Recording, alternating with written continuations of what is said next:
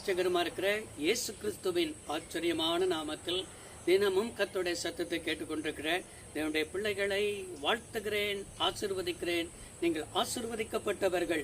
இந்த நாளிலும் கூட உங்களுடைய வாழ்க்கையில சில மனிதர்களையே நினைத்து உங்களுக்குள்ளேயே மறக்க முடியாதபடிக்கு நீங்கள் புலம்பிக் கொண்டிருக்கிறீர்கள். இன்னைக்கு ஆண்டவர் உங்களை பார்த்து சொல்கிற ஒரு வார்த்தை, உன் சத்துருக்கள் உனக்கு விரோதமாய் இச்சகம் பேசி அடங்குவார்கள் என்பதாக கர்த்தர் என்ன செய்து கொண்டிருக்கிறார்னா, உன்னை பார்த்துதான் தீர்க்க தரிசனமாக ஆண்டவர் உனக்கோடு கூட பேசிக் கொண்டிருக்கிறார். எனக்கு அருமையானவர்களே, மோசே என்ன செய்கிறார் என்று சொன்னால், இந்த பூமியை விட்டு கடந்து செல்வதற்கு முன்பாக கடைசி நேரத்தில் 12 கோத்திரத்தை என்ன செய்கிறார், ஆசீர்வதிக்கிறார். அப்படி 12 கோத்திரத்தை ஆசீர்வதிக்கும் பொழுது இஸ்ரவேலை ஆசீர்வதிக்கிறதை குறித்து உபாகமத்தின் புஸ்தகம் 33ஆம் அதிகாரம் 29வது வசனத்தில் வாசிக்கிறோம்.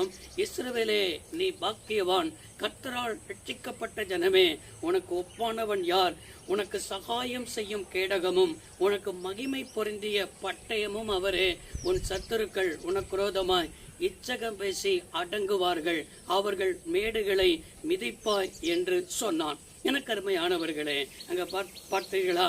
இப்பொழுது அருமையாய் ஆண்டவர் நம்மளோடு கூட ஒரு வார்த்தையை சொன்னாரு. என்ன வார்த்தை என்றால், கர்த்தரால் ரட்சிக்கப்பட்ட ஜனமே, நீ பாக்கியவான், உனக்கு ஒப்பானவன் யார்?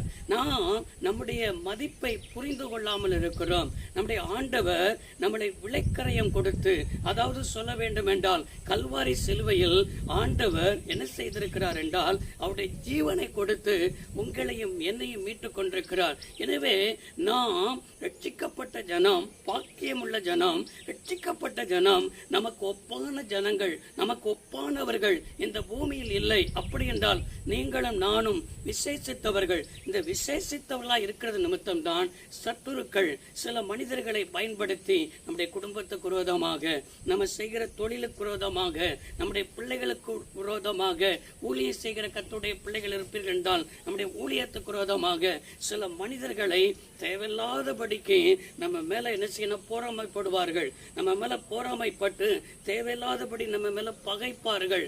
பொறாமைப்பட்டு நம்ம மேல என்ன செய்யணும் சொன்னால் போட்டிக்கு வருவார்கள். இவன் இப்படி முன்னேறானே, இவன் இப்படி இருக்கிறானே, எப்பண்டா இவன் கீழே விழுவான், எப்பண்டா இவன் அழிவான், எப்பண்டா இவன் ஒளிவான், எப்பண்டா இவன் அழிந்து போவான் என்று சொல்லி உனக்கு விரோதமாக சில கூட்டங்கள் இப்படிப்பட்ட காரியத்தையே எப்ப விழுவான், எப்ப அழிவான் என்று சொல்லி உனக்கு விரோதமாய் சில காரியங்கள், சில மனிதர்கள் இருந்து கொண்டே இருக்கிறார்கள்.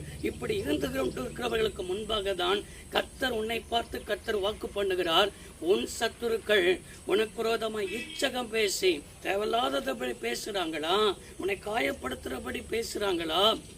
கல்வாரி சிலுவையை நீங்கள் நோக்கி பாருங்கள். இயேசு கிறிஸ்து இந்த பூமியில் ஊழியம் செய்யும் பொழுது அவருக்கு விரோதமாய் எத்தனையோ மனிதர்கள் பேசதான் செய்தார்கள். அவருக்கு விரோதமாய் எத்தனையோ அம்புகள், அவனுக்கு ஆண்டவருக்கு விரோதமாய் எத்தனையோ வார்த்தைகள் வரதான் செய்தது. ஆனால் ஆண்டவர் அதை பொருட்படுத்தவே இல்லைங்க.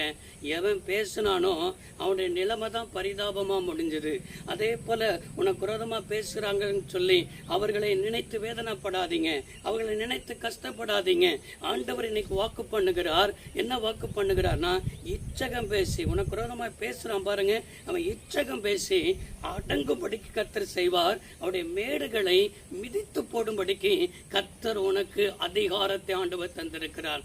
எனவே இந்த வார்த்தையை பிடித்துக் கொள்ளுங்கள், இந்த வார்த்தையின்படியே ஜெபியுங்கள், நீங்கள் பொறுமையாயிருங்கள்.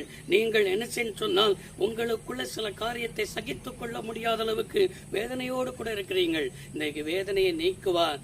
இன்றைக்கு சத்துருக்கள், உனக்கு விரோதமாய் எழும்பின சத்துருக்களை நீ மிதித்து போடும்படிக்கு கர்த்தர் கிருபையை தருவார். சோர்ந்து போகாமல் முன்னேறுங்கள், கர்த்தர் உங்க கூட இருக்கிறார். ஜெபிப்போமா?